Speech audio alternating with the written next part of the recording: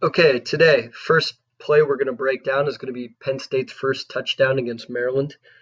Um, Penn State sets this up with a pretty neat formation and some neat motion. What they're going to do is they're going to go tight end and wing to the boundary, and they're going to do that with two tight end personnel.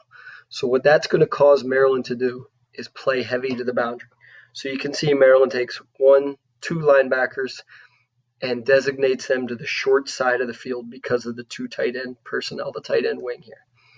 Now, the next thing Penn State's going to do is they're going to bring motion. They're going to bring KJ Hamler to the boundary. That's going to do two things. That's going to force Maryland to continue to play strong to the boundary for two reasons. First, we already talked about the tight end wing. Second of all, if Penn State gives the ball to Hamler or Clifford runs some sort of quarterback power to the boundary, there's 1, 2, 3 blockers. So that's going to force Maryland to play tight to the boundary here. Now, the other thing this motion is going to do is inside the red zone, especially inside the 10, you tend to see a lot of man coverage, and that's what we see here. So as Hamler comes in motion, you are going to see this DB from Maryland chase him across the formation. And what that's going to do is clear things out and give us even more green grass here to the boundary. So the motion is going to pull another defender out. We've pulled defenders by using the tight end wing to the boundary. What Penn State's looking to do on this play is exploit space. So the backfield, it's going to be inverted veer, meaning Journey Brown is going to come across and he is going to aim for the sideline.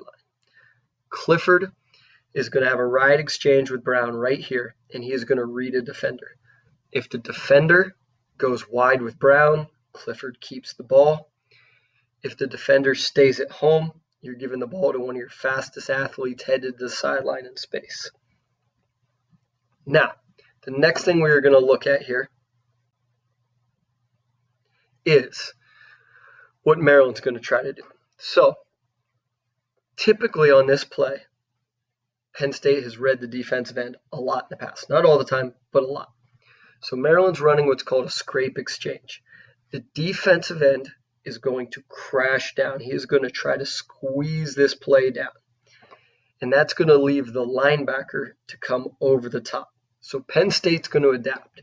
They're going to pull their guard and block this defensive end. They are not going to read him.